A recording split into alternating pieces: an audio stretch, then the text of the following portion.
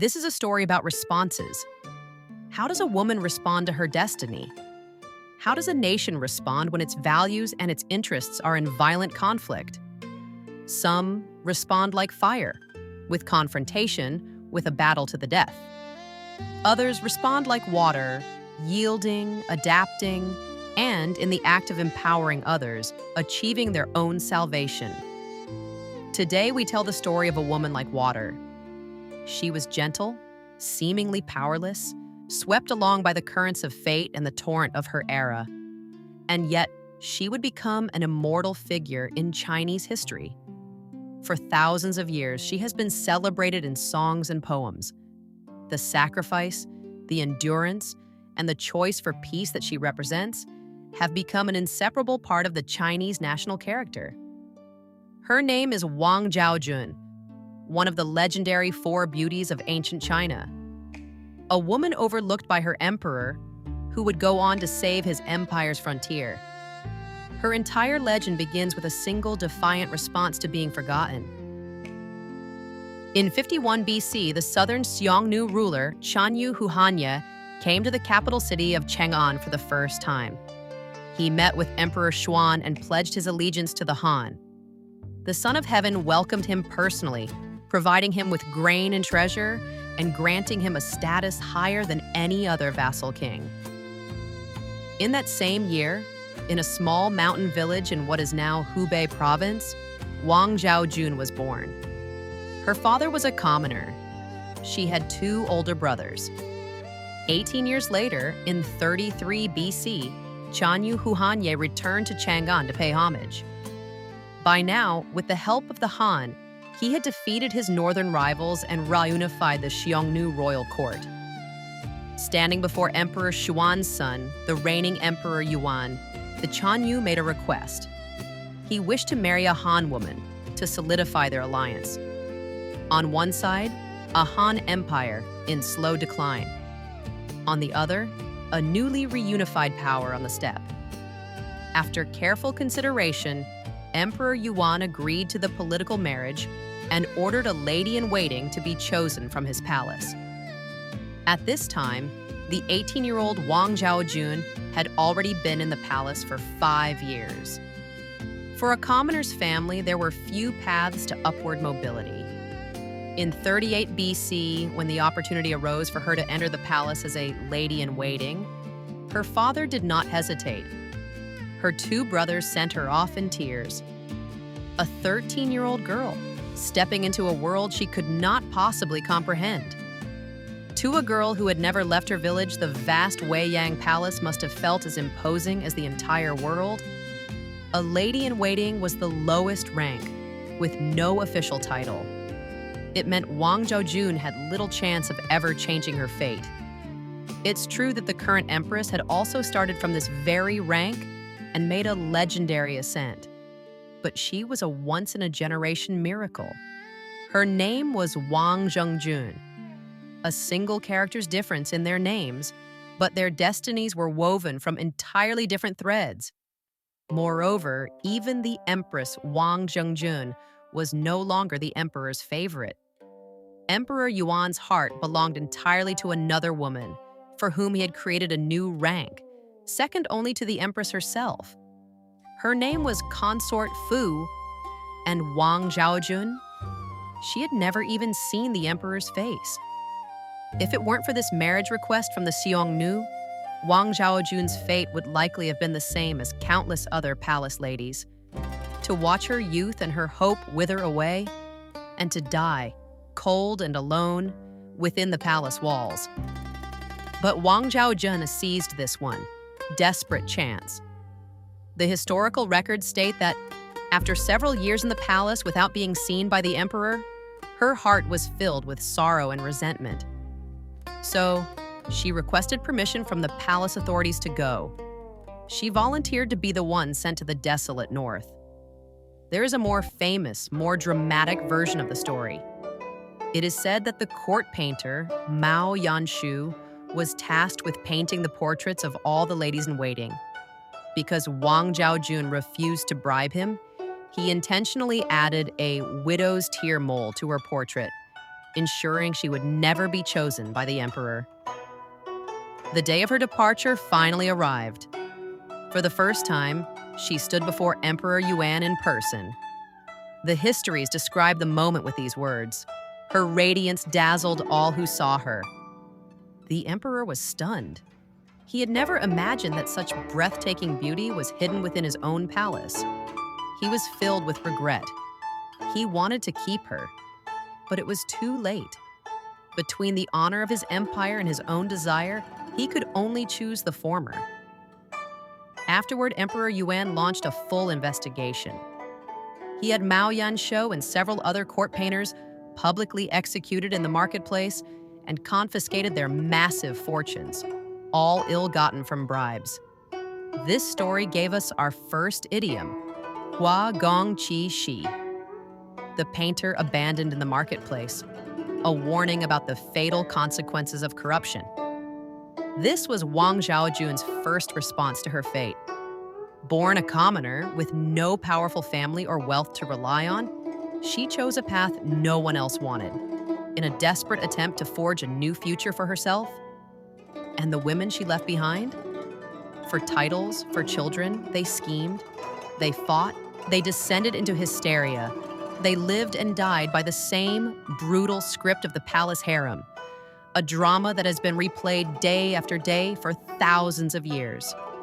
Neither Consort Fu nor Empress Wang Zhengjun could escape this fate. We cannot judge which response was right or wrong. We can only say that Wang Zhaojun, like water, chose to express her resistance by leaving.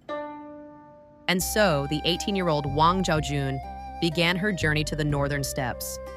This gave us our second idiom, Zhaojun Chu Sai. Zhaojun departs the frontier. The details of her journey are lost to history. But for centuries, poets and writers have used their ink to beautify and immortalize this symbolic odyssey. They wrote that the wild geese flying north were so captivated by her beauty that they forgot to flap their wings and fell from the sky onto her shoulders.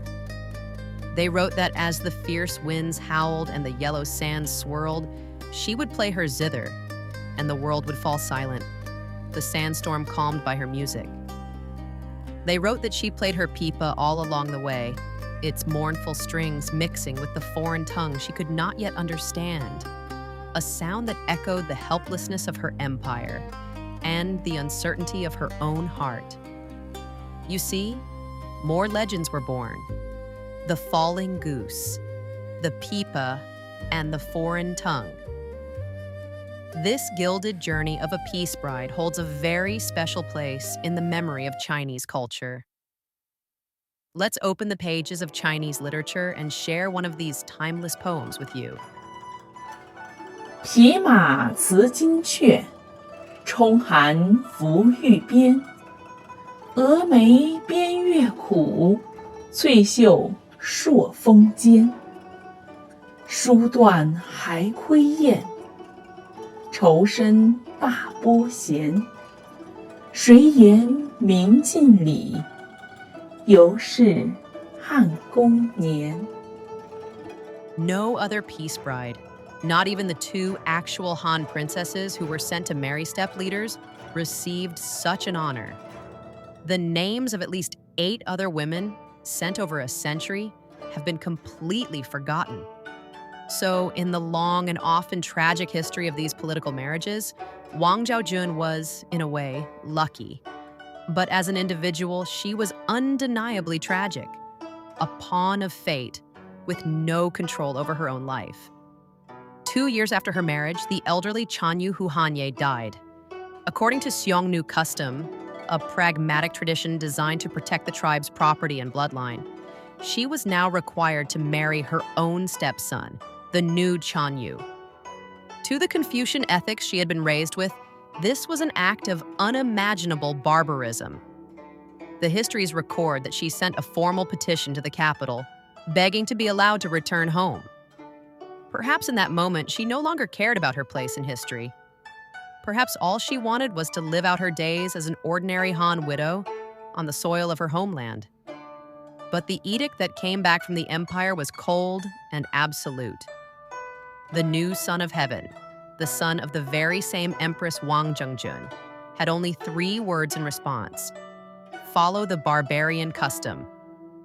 That edict was the death sentence for Wang Zhaojun's personal tragedy. It declared that her political identity as a living peace treaty had now completely and irrevocably overridden her personal identity as a woman of the Han. For the sake of that hard-won peace, she had to personally bury a part of her past self. She had not only departed the frontier geographically, she now had to depart it spiritually and ethically as well.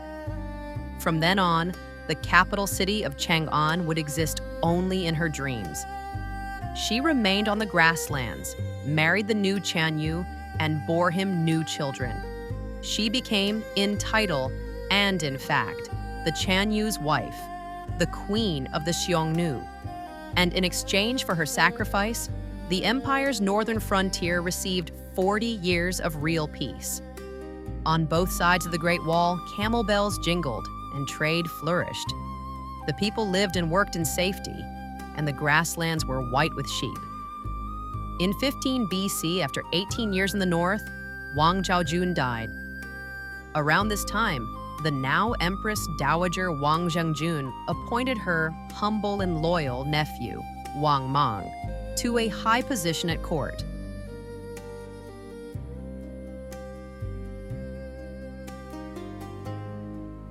In 9 AD, Wang Mang usurped the throne and established his new dynasty.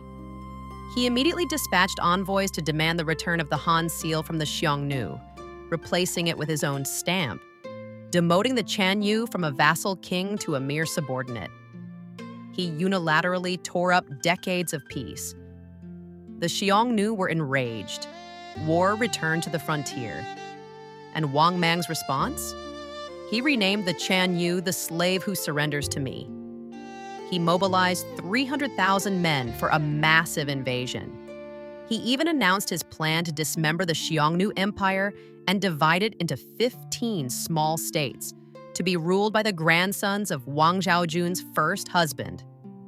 Wang Mang, the man who rose to power on prophecies and revered the rights of Zhou, believed that the Han dynasty ruled by the virtue of water, but his new dynasty ruled by the virtue of fire.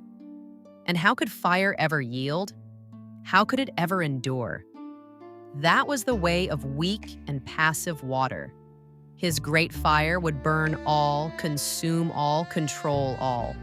But reality is a cruel master. Wang Mang's idealism crashed against a wall of failure. His 300,000-man army was not only incapable of defeating the Xiongnu, its immense logistical burden crippled the state. This, combined with the catastrophic flood of the Yellow River, plunged his dynasty into a terminal crisis. And in his madness, with what little reason he had left, Wang Mang remembered Wang Zhaojun. He appointed 2 of her nephews as special envoys to negotiate with the Xiongnu. He even contacted Wang Zhaojun's own daughter, asking her to act as a mediator. We don't know what Wang Zhaojun taught her 2 daughters. We don't even know if these women, raised on the steppe, still identified as Han. But the records say that both of them worked actively for peace, even sending their own sons as hostages to Wang Mang's court. But in the end, they too were betrayed. In 18 AD, Wang Zhaojun's eldest daughter and her husband were lured to the border and forcibly detained by Wang Mang. He then unilaterally declared that this man, Wang Zhaojun's son-in-law, was the new Qianyu. The Xiongnu royal court was furious. The flames of war raged once more.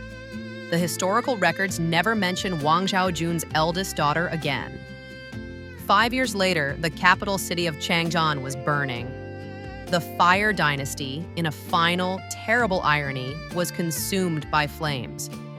Today, Wang Mang and his new dynasty are remembered as a catastrophic failure. But everything about Wang Zhaojun, her story, her sacrifice, has been preserved and even beautified. The famous Pipa melody, wild geese descending on the sandbank, was inspired by her legend. The ancient Guqin piece, The Dragon's Cry tells her story. Her name lives on in countless other songs and poems. Today, we will use the spirit of these ancient melodies to perform a poem of lament, a piece traditionally attributed to Wang Zhaojun herself. She responded to her harsh fate like water, and in doing so, became a legend. But in her heart, what sorrows did she hold?